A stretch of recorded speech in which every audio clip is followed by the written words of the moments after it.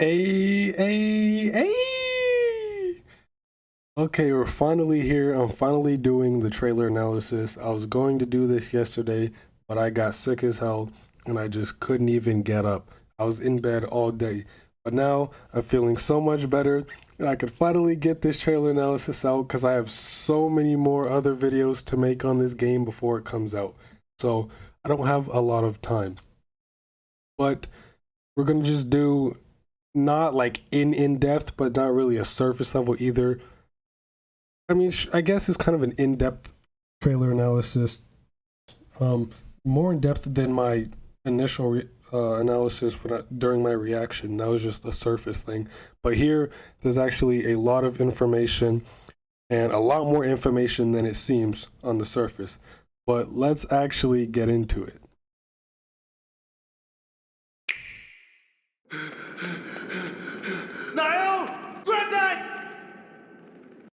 And here, for the very first scene, all of this is taking place in the city, and we see Matthew running up to his granddad, who, according to the relationship chart posted on the Monopon Twitter, this granddad's name is Gondor. And that actually makes a lot of sense, and that would also explain why Gondor in base game hates her name so much, because it's basically a male name. But it's special because it's the name Monica gave her. But here we see N killing Gondor, and this is actually pretty sad because, again, according to the relationship chart, N is Gondor's father. So Matthew and Nael are the great-grandchildren of N and M, which makes Gondor N's son.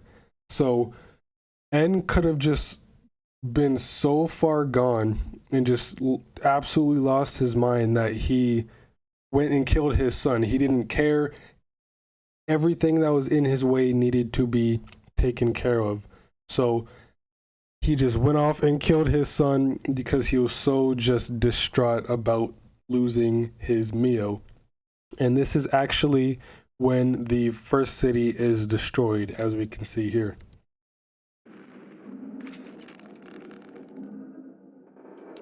Matthew.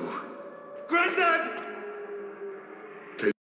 And here we actually see a picture of Noah and Mio becoming N and M, and then this is Gondor right here.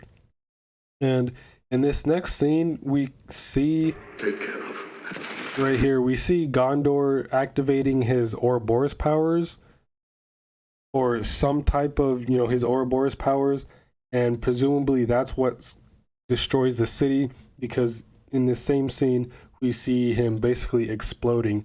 So he could be using his Ouroboros powers to basically sacrifice himself in order to defeat N and save the city, which ultimately destroys the city anyway. So even though it said N destroyed the city, it more likely was Gondor. N killed Gondor, which he then used his power to self-destruct. So effectively, N caused the destruction of the city, but it was Gondor himself who actually destroyed it. Nael, the future. Granddad! It's in your hands, Matthew. And then right there, we see in that explosion, it's kind of hard to see, but Matthew. That right there is actually Nael, who is Matthew's sister and also one of N and M's grandchildren. She becomes very important to the story, especially we'll see later on. There's a lot of mystery behind her and what happens to her, because the main theme, or like the main goal of the game, is Matthew searching for Nael, because she disappeared one day and no one knows where, how, what happened, and whatever. So the main goal of the game is to search for Nael, and she will be very important later on. And we can actually see a good view of the city here, and it actually seems to be an actual city and not just a Pharaonis like it is in base game 3, which would make sense because, you know, this is the original first city, which was in Cadencia, and we can see the remains of it in Cadencia region, and then the new city is just a Faranis that they can move around since it was rebuilt. See a good view of the city here. It looks very, very big, and it looks very different from the city we see in base 3. I don't recognize any of the areas here, and it looks like the buildings are a lot taller because, again, it's an actual city and not just confined into a small Faranis.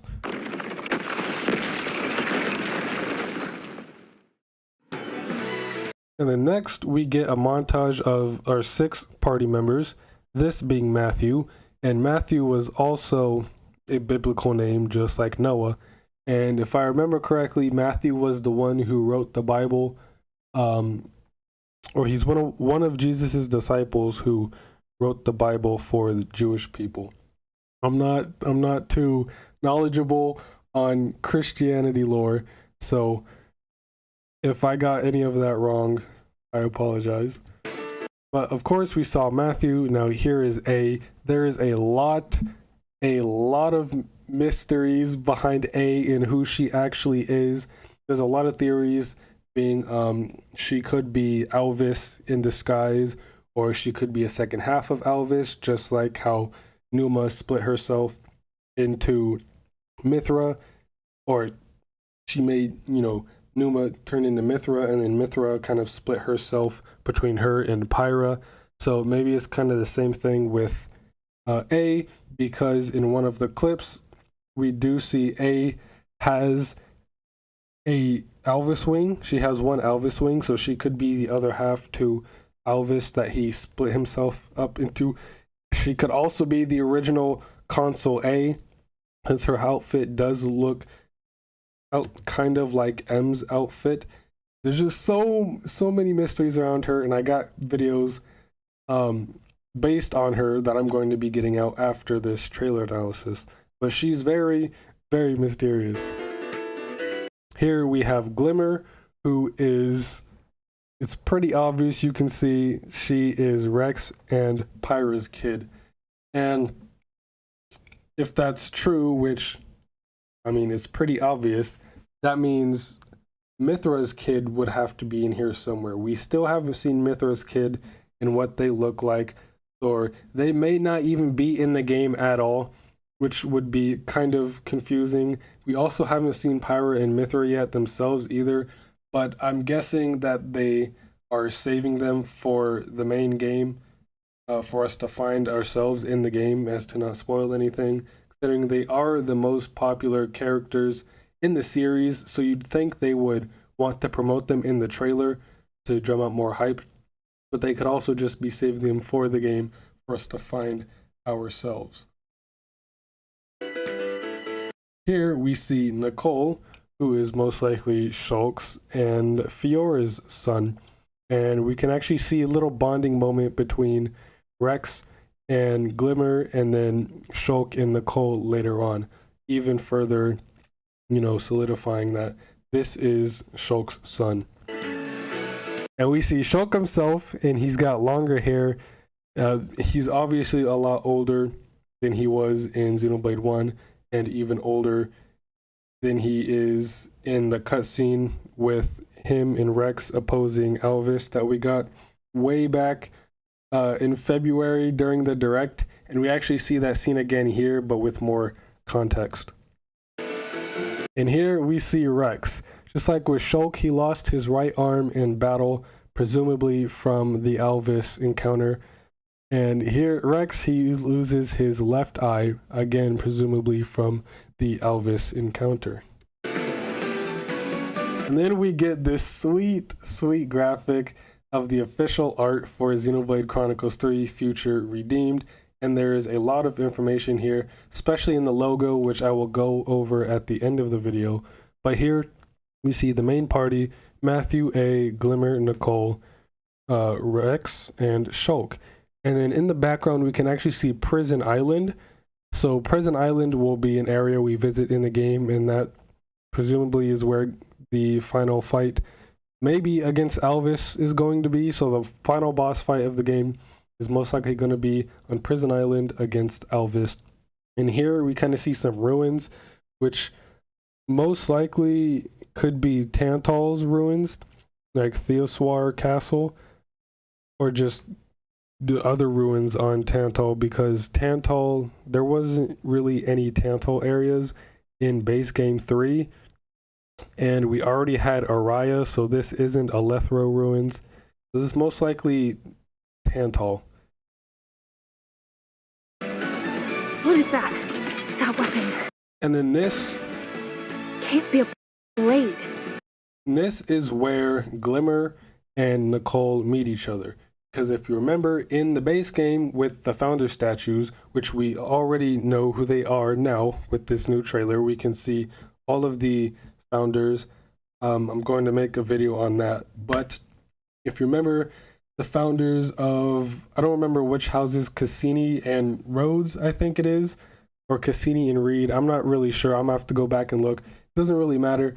But we know two of the founders were from Kevis and Agnes respectively, and they were fighting against each other, meaning they were in the cycle of the Endless now, and the flame clocks. And now we know Glimmer and Nicole were those two respective Kevis and Agnes soldiers that were fighting against each other. Nicole is the Kevis soldier, considering his black attire and his Napon arms, and they have the blue electricity, kind of like the blue light that the Kevis has, and as well as his Ouroboros iris being in his right eye, while Glimmer, she has typically white clothing on, that indicative of Agnes, and she has her iris in her left eye, which we will see later on. And she also has her tattoo, assuming Nicole also has his tattoo, meaning they are part of the flame clock. And the Nicole and Glimmer we see in the game that we actually play as could actually be different incarnations of themselves. So these are possibly not the original Nicole and Glimmer, and thus them not knowing that Shulk and Rex are their respective parents. And again, like I said, later on we'll see the bonding scenes between Glimmer and Rex and Nicole and Shulk, and this could be where they find out that they're actually related, which will be a very nice heartfelt moment that will tug at a lot of people's heartstrings. All right, break it up. You want to scrap? You scrap with me. And that's where obviously Matthew comes in and breaks up the fight, just like it is said in the base game, where the two founders were fighting and then they were broken up by the other founders and then joins them. That's what this is talking about. Nicole and Glimmer were fighting, and Matthew breaks them up, and they eventually join Matthew and the other founders. I don't normally stoop to this. Such duplicity is beneath me. And this scene always gets me. So we see A killing presumably Mobius W, because in the data mine, one of the cutscenes for this game is called Mobius W, and this is most likely Mobius W. And if you listen to what A says here, it actually can give a lot of information. I don't normally stoop to this. Before that, she does have Alvis's Aegis core as her earring, so that kind of plays into the theories that she is Alvis or part of Alvis or daughter of Alvis, whatever. She's obviously got something to do with Alvis, but what she says is, this is usually beneath me, or this is beneath me. You scrap with me. I don't normally stoop to this. Such duplicity is beneath me. I don't normally stoop to this. Such duplicity is beneath me. So also more playing into the whole Alvis thing. This duplicity is beneath me, saying, she doesn't really have time to be going off and killing Mobius. Like, this is just some insignificant thing to her, meaning she could just be Alvis, since he is basically a god at this point. Something as menial as this is just, pastime.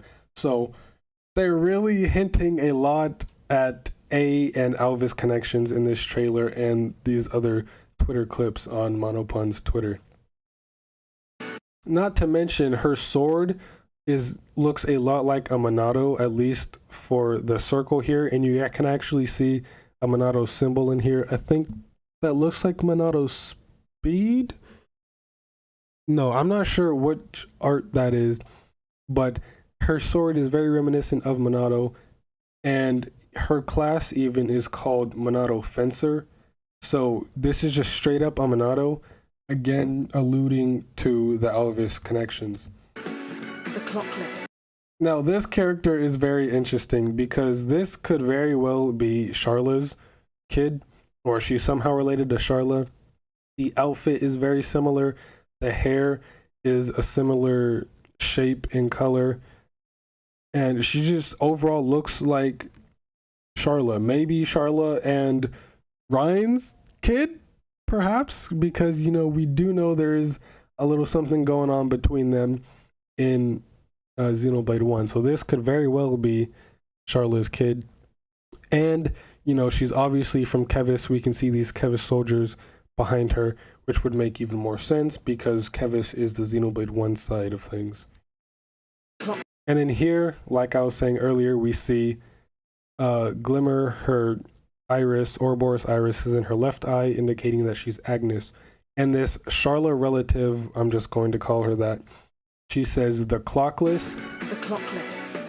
The clockless, indicating that Glimmer no longer has her clock. She still has her tattoo here, but it looks like it's all grayed out, so she's been freed from the flame clock because she's an Ouroboros, and we know Ouroboros do not adhere to the whole flame clock endless now because they no longer have a flame clock. And we can actually see Glimmer does have the Numa core crystal, again further solidifying that she is Rex and Pyra's daughter, which makes it all the more intriguing as to where Mithra's kid is, or if they're even in this game at all. What do you want to do, Shulk?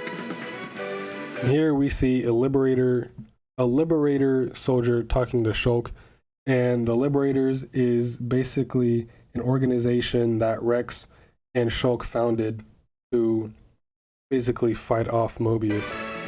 Careful! I like your attitude, kiddo. And then here we see the absolute Chad homie Rex. We see Rex, he's here saving Glimmer and Nicole, and he drops two of his most iconic lines, and he's just so badass. I cannot wait to play as Rex. It's going to be so dope. Your attitude, kiddo. I'll show him a thing or three.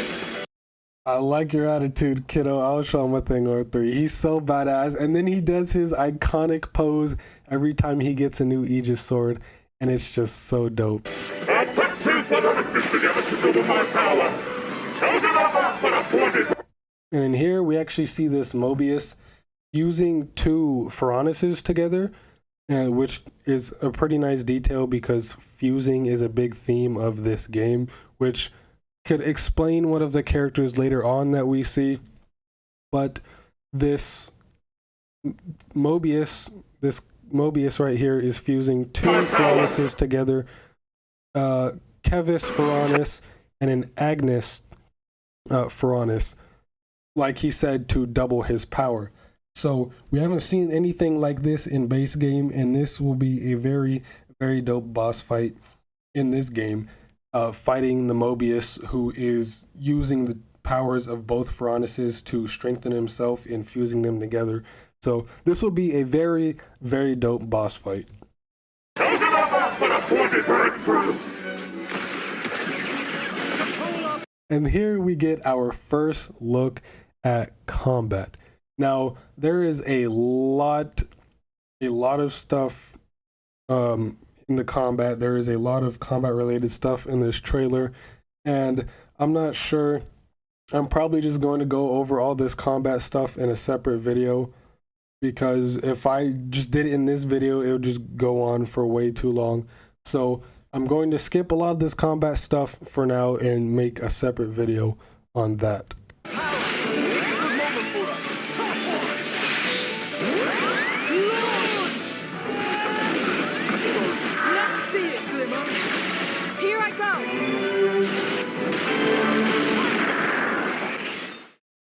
Okay, you know what? No, I changed my mind. I'm gonna do the combat stuff here. All right, I'm gonna just do the combat stuff here. So the first bit of combat, we get all the official names for the characters, of course. We get Matthew, who is an attacker, A, who is a healer, Nicole, who is a defender, Glimmer, a healer, Shulk, a defender, and Rex is an attacker.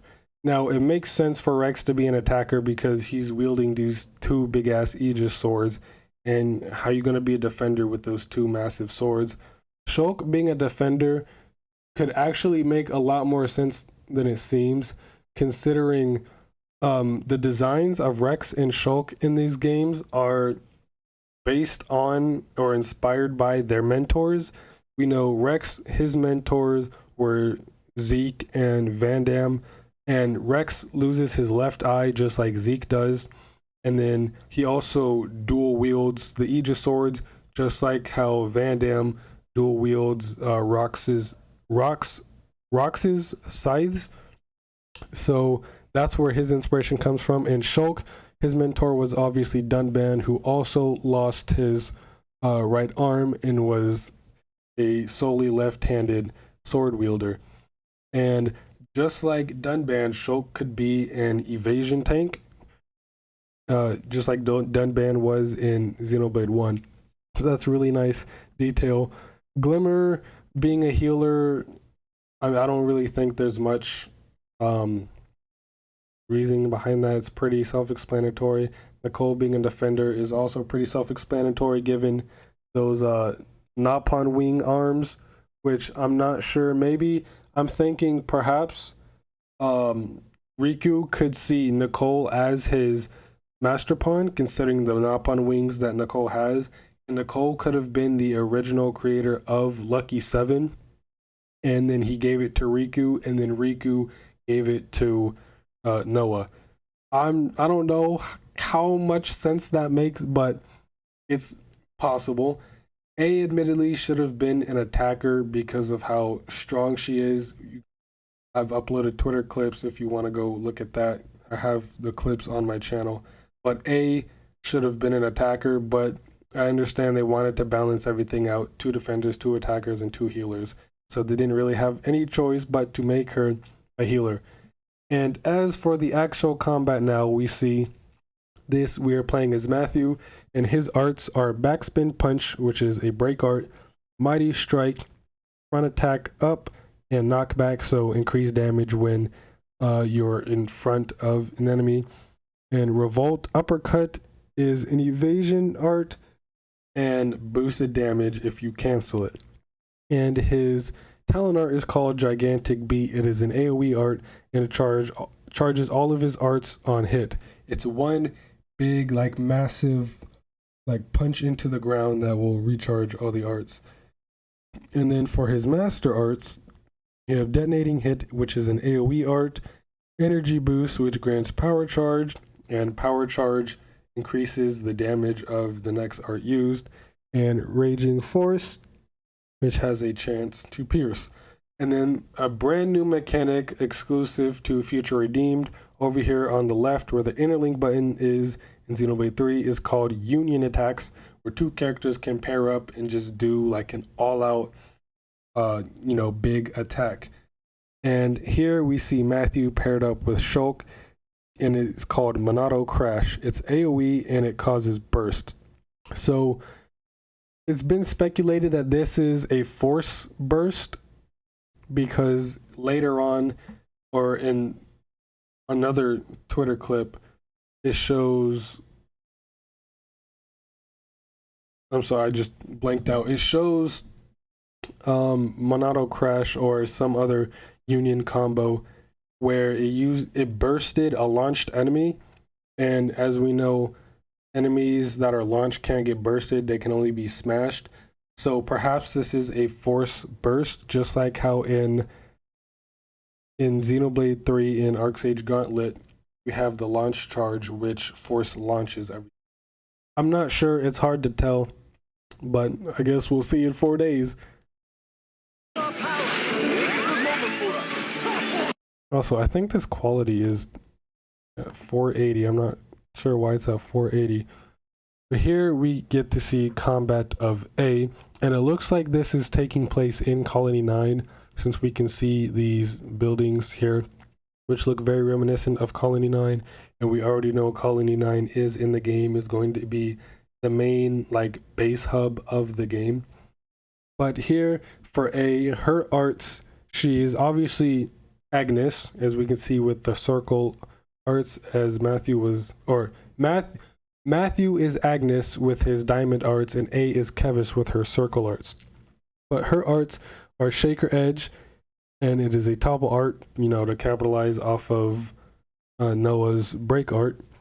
Cross Ray, which is an area heal on hit, and Light Field, which is a regenerate field. And then her talent art, which is probably the most insane talent art in the game, is Vision. So this grants a vision, and it is different than how it works in Xenoblade 1 and 2. We know in Xenoblade 1, the vision, it lets you see a big attack that is coming and how much time you have left to, you know, avoid it or come up with a strategy before it pops off. Xenoblade 2, when you have Shulk in the party, he grants a vision to where once you get a vision, you have to, you know, time the QTE and you get to avoid that hit. Now, this is more reminiscent of Xenoblade's 2 vision, as when A uses vision, it lets the entire party evade all hits, all types of damage, at least all types of hits. I don't know about damage over time, but at least all types of like enemy attacks for a certain amount of time, you get to evade them. And again in the clip, if you use the talent art again while the vision is still active, she unleashes all that damage avoided into like one big hit. So, or like one hit, which is a bunch of little multi-hits. So it's kind of like Bide from Pokemon. It kind of works like that. And then her master arts are Skyfoil, which grants an attack down debuff, Sword Mirage, which is an AoE art, and also Evade Up.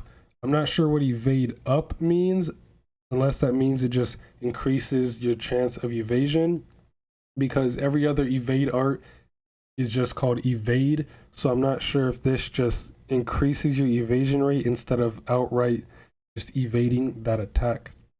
And then here we see A is paired up with Rex for their combo called Slash Bomb, which again also has burst.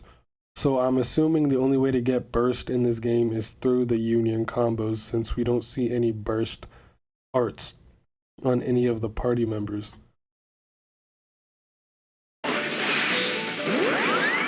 And here we get gameplay of the homie Rex. His arts are Anchor Shot, just like from Xenoblade 2, which is a front topple. Double Spinning Edge is back, and the funny thing is, it gains charge on crit. So Rex, assuming, you know, this means what I think it means, and actually it shows later on in one of the other clips, it does work this way. Every time he crits, he just gets art recharge. So he gets art recharge on crit, just like Mithra in Xenoblade 2.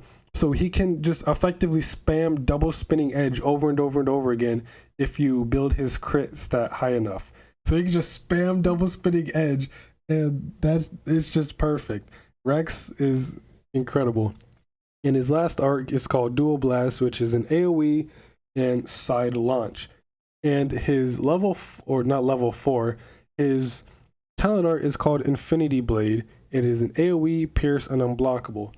And you may think this is the same, or it's taking the name from Noah's talent art called Infinity Blade, but this is actually being taken from Xenoblade 2, where Numa's level 4 special is called Infinity Blade. And then here, his master art is Cross Blaze, which crit plus during enemy arts.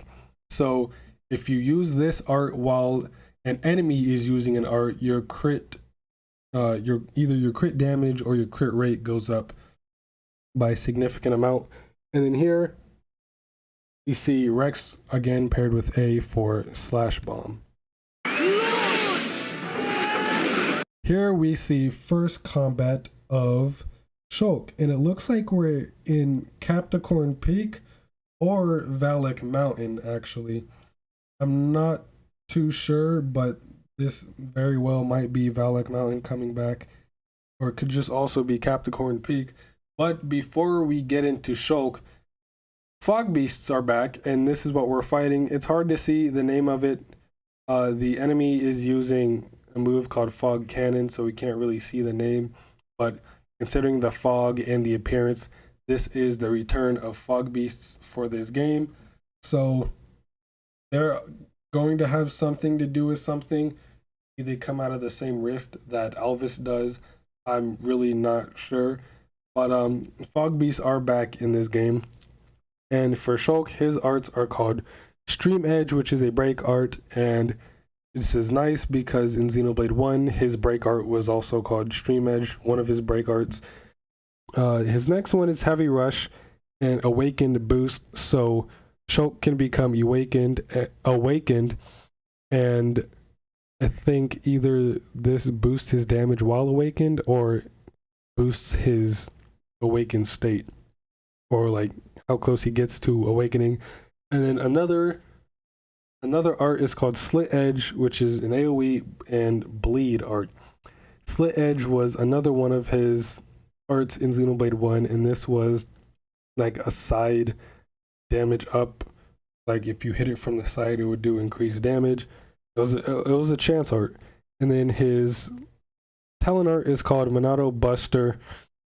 It is an AoE, Awaken Plus, and Pierce. So I'm assuming he becomes awakened during Monado Buster, and he can use Heavy Rush to capitalize on that. And then his talent art, or his master art, is called Monado Rage, which is a taunt art, which makes sense because he is a tank. And he's paired up with Matthew, it looks like here. That's either Matthew or Rex, I can't really tell. But Monado Crash, AoE, and Burst. And here we actually get to see our very first union combo with Glimmer and Nicole. Here I go! And Glimmer and Nicole's burst, or union combo, is called Hellstream. And I'm not really sure if these union combos can only be used once an enemy is launched, or it just force launches at the start and then bursts at the end, because in every single time we see a union combo being used, even in the clips on the website, the enemy is launched every single time. So I'm not sure if that's a requirement or if that's an effect of the union combos. It's very hard to tell.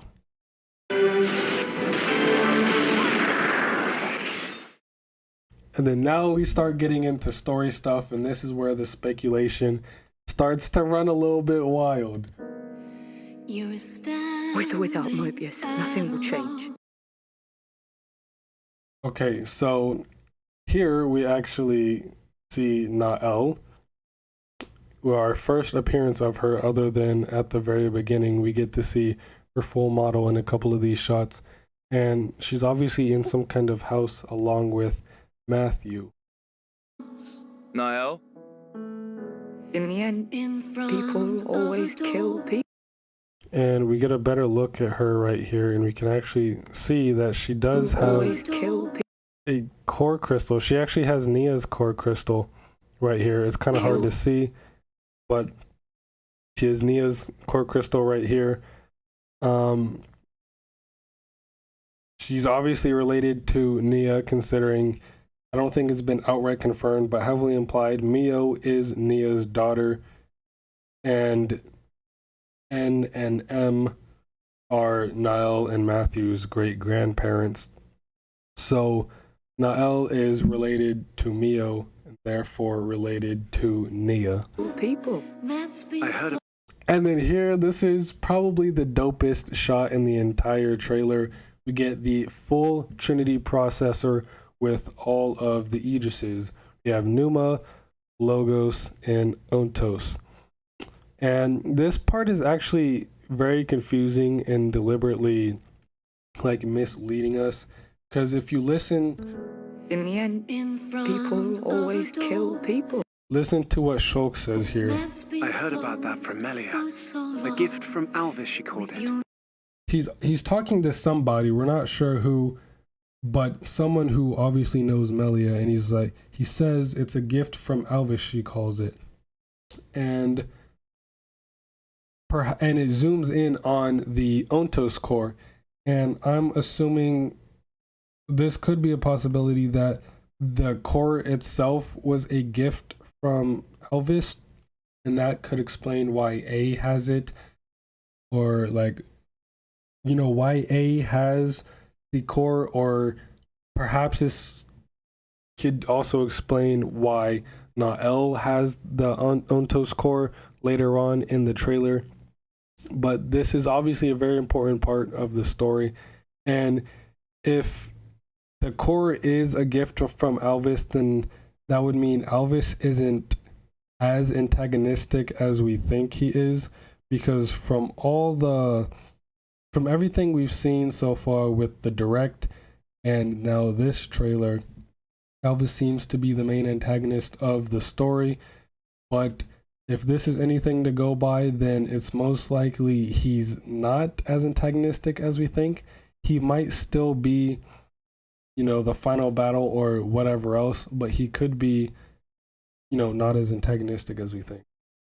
This it. And then here we actually get to see Colony 9. And this is Colony 9 because we'll see in a couple frames later, like a scene or so after. And again, in the data mine, one of the cutscenes is called Colony 9. So, assuming this is going to be the base of operations, like Colony 9 is the main hub of this game. And presumably this is where you meet Rex and Shulk. Yes. The Liberator's base of operations. Is this how badly you wish to erase us? This scene is the most wild scene in the entire trailer. Nobody knows what's going on. This is the little scene we got in the direct way back in February, where Shulk and Rex were first revealed, and then, obviously going up against Alvis. But Monolith is sneaky and they're hiding Z the whole time. So apparently Z is also here, thinking he's on the team. Is this how bad? Z's also here opposing Alvis and siding with Shulk and Rex, which it's insane to think that Mobius is siding with the heroes.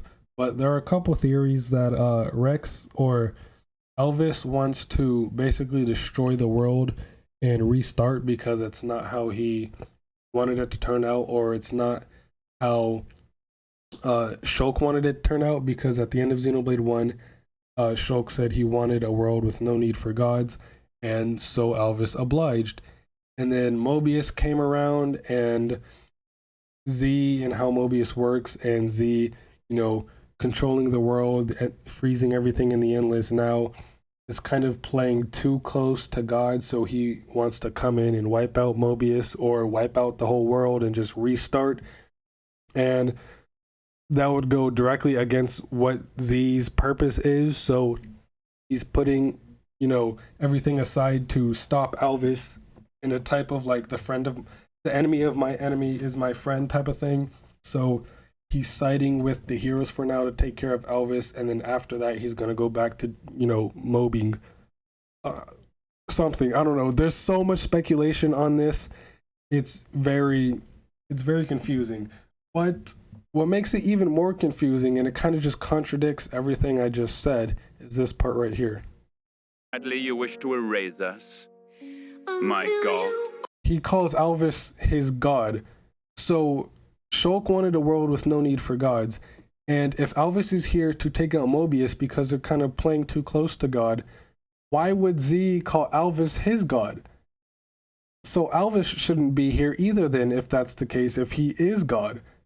Because that would just be going against what Shulk wanted. So would he have to take himself out as well? See, it's very confusing. I don't know what the hell's going on here, what's happening? It's so confusing, but we'll have to find out in 4 days. And in here, we actually, there's not much to say about this. It's just a nice little fight scene between A, with Matthew and A against N here. And they're actually fighting on Prison Island, which you can see right here. These little like fences are the same on Prison Island in Xenoblade 1, and we'll see Prison Island in like the next scene anyway. Right here, we see all these beams launching up from Prison Island. I'm not sure what that is or who's doing that, but this is most definitely Prison Island. And here, actually, we see Rex and Glimmer together fighting N. And it's really nice, like a little father-daughter moment. Here we see Glimmer, and we see Rex with his presumably third Aegis sword, like the combined sword, in combat for his talent art, or during union combos, Rex will put both of the Aegis swords together into this one big, like greenish Numa sword that we see earlier when he does his iconic pose. Back here somewhere, right here, in this shot right here, right after this. So presumably he can put the swords together whenever he wants to create like a pseudo Numa sword. Obviously the Pyra and Mithra swords are not the actual Aegis swords, and they're just replicas. They're like Xenoblade 3 blades and not the actual Aegis swords, because if that were the case, then Pyra and Mithra would be here, you know, lending him their power, you know, just like how drivers and blades work in Xenoblade 2. Pyra and Mithra would be here. Those are the actual Aegis swords, but these are just replicas, or just different kinds that he's made or someone else made for him. So it's really making us wonder where the hell Pythra is at, because we haven't seen any of them. We've seen Glimmer, we haven't seen Mithra's kid, Mithra herself, Pyra herself, so we don't know what the hell's going on. But now I'm glad I'm here. And this is the bonding scene I was talking about. We see Glimmer talking with Rex, and maybe this is where Rex tells her that he's her dad, and then next scene we see Shulk talking to Nicole. This is where Shulk tells Nicole he's his dad. And this line that Glimmer says can mean many different things. But now I'm glad I'm here. Glad I can choose for myself. She said, now I'm glad I'm here. Glad I can choose for myself. So for what I took from that is that she means she's glad she can choose for herself, as in she's not confined to the flame clock cycle anymore. So she doesn't have to fight, you know, fight until her 10th term to where she dies and then gets reincarnated and has to continue fighting in the war for an endless amount of time. She can finally choose what she wants to do with her own life now that she's freed from the burdens of the flame clock. And I don't think it's been confirmed anywhere as far as I know, but I'm pretty sure this is Sky Bennett, the same voice actor for Pyra and Mithra. It sounds very, very close. It sounds a little bit different, but she could just be, you know, changing her voice to better match Glimmer. But it sounds a lot like Sky Bennett, and that makes me very excited, because that means Pyra and Mithra could also be in the game. But also, if it's Pyra's kid, then obviously you'd have the same voice actor for that, since she would sound similar. But now I'm glad I'm here. Glad I can choose for myself. Honestly. In here we see Nicole working on Shulk's arm, and the even bigger question, why is Riku here? What is Riku doing here? Who is he? Why is he just there? Like, what? No, I don't think Nopon live for as long as he does.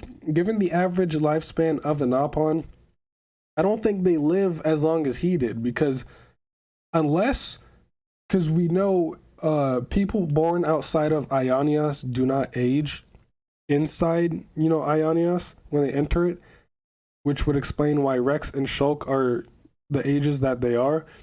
But if Riku is still here, you know, alive during this time and the base game, which means he would have to not be native to Ionios. He would have to have come outside of Ionios.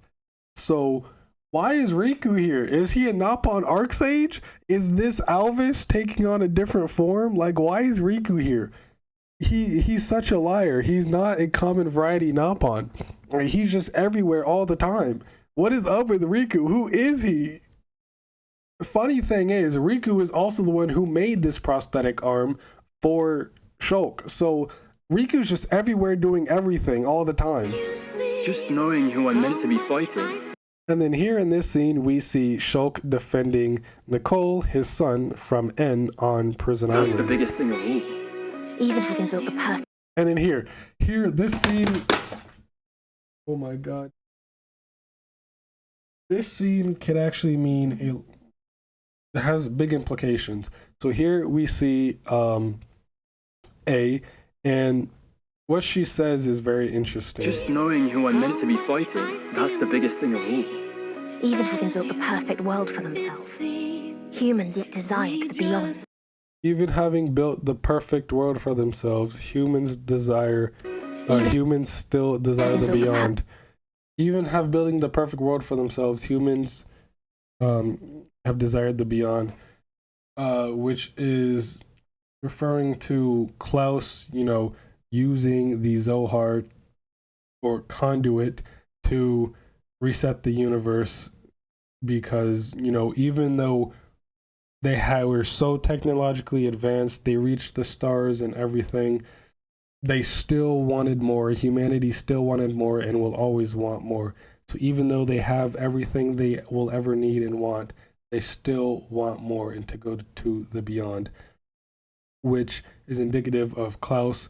He felt like he knew what was best for humanity, and he had a selfish dream, so he used the Zohar to reset the universe to hopefully make everything better again. But in turn, it did the opposite and just destroyed everything. So he spent all of his time trying to rebuild humanity in the best way he could, therefore creating the blade system, core crystals, titans, cloud sea, and all of that. He tried to right his wrongs and create life again. I have a whole video on Klaus and like the tragic story of Klaus. Y'all want to go watch that? There's a playlist of it with tragic story of Shania, which is still like my favorite video that I've made, and still the video I put the most like production into. So it's even the channel trailer. So go watch that Shania video, because she's a very misunderstood character, and I love Shania. She's one of my favorite characters, and more people just need to understand. So go watch that. But back to this. This area looks very, very interesting, because this looks like some just normal looking house, which is kind of off-putting because there aren't really any normal, or at least like real world modern looking buildings in Xenoblade, except for one, and that is the church in Xenoblade 2 in Elysium. But shout outs to the homie Marmite for actually noticing this and showing me this. And even though it's not an exact like one-to-one, this kind of does look a little bit like the right side of the chapel. And even the sky kind of looks like that too, because it has like this blue orangish kind of hue. And like the entire scene here of like the house, the sky, and A herself kind of has this like orange tint to it, which Elysium does in Xenoblade 2. So this could hint that maybe we revisit Elysium somehow in Future Redeemed, or the chapel's here somehow, whatever. I don't know. It's very confusing, but I thought it'd be a nice little detail to mention.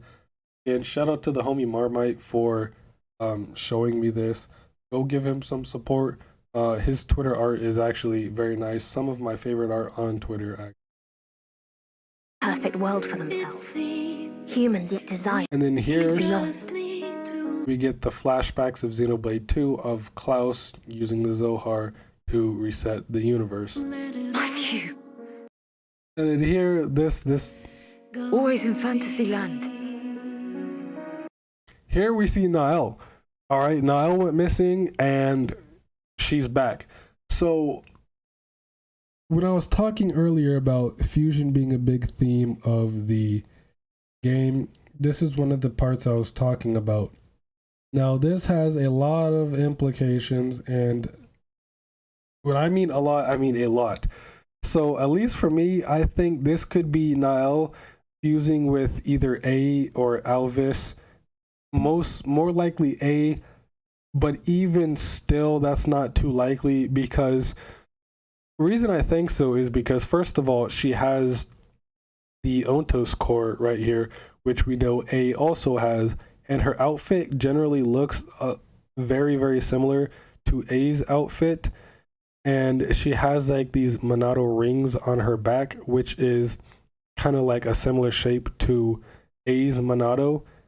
And she also looks a lot like M with the mask and the outfit and everything. So I'm not sure what the hell is going on, who A fused or who Niall fused with, or maybe Niall was Alvis all along. Okay, there's so many mysteries about Alvis and what's going on with him. Why is he evil? What's happening? Why are there like 3 Ontos cores now? Is Riku Alvis? Did Alvis just split himself into Niall, A, and Riku?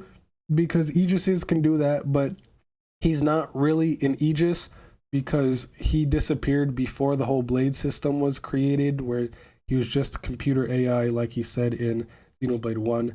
So is this something that computers can do? They can just clone themselves? I really don't know what the hell is going on, but I can't wait to play this game.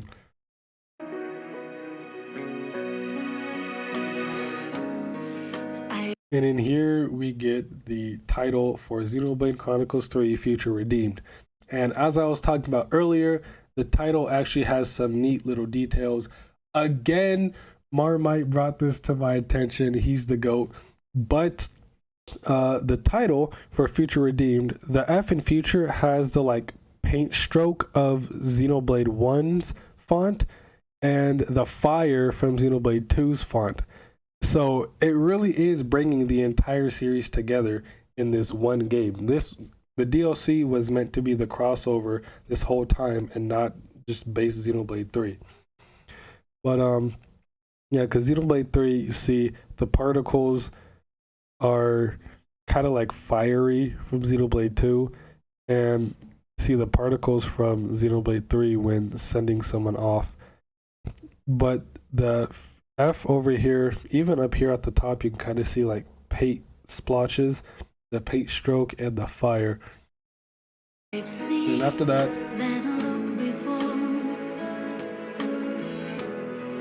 the stare of your fearful looking eyes. get the date, literally 4 days from now, and the lyrics. And from what I heard, the lady singing the lyrics, I forgot her name, but she's also the one who sings the ending songs. It was either the ending, I think the ending songs for Xenogears and Xenosaga 1. So that's a nice little attention to detail or reference to just bringing her back for this as to like the all-encompassing game of the series. And that little last part where she's like, "These fearful looking eyes," that shit gets me every time. The stare of your fearful looking eyes. But yeah, that's basically it. There's not really too much more to look deep into. I kind of went over everything there is in the trailer and everything I could cover. Yeah, me being sick really pushed me back a day. I still have so many videos to make before this game drops on Tuesday, and it's terrible because I work tomorrow and Monday, so I only really have today and Sunday to make these videos. I got like 4 more videos to make, and I don't know how I'm supposed to get them out in time. But I'll try. And Future Redeemed will most likely be dropping on Tuesday at 9 p.m. just like the trailer did, because that's relatively around the same time we got the updates for the other waves, for wave 1, 2, and 3, or at least 2 and 3. We got them around 9 p.m. And because Japan is getting, the Future Redeemed on the 26th, and they are ahead of us, so we're getting ours on the 25th. They're getting on the 26th around the same time. So it should be around 9 p.m. Eastern is when the update should be dropping, and Future Redeemed should be playable. Which, of course, I'll be at work, so I won't be able to play it as soon as it drops. I have to wait like 2 hours. But when it does drop, immediately going into a playthrough for it, because I'm so hyped for this. I really need to go, get started on working on those other videos. So, as always, thanks for watching. Have a damn good day. Stay safe, be well, and play some goddamn Xenoblade.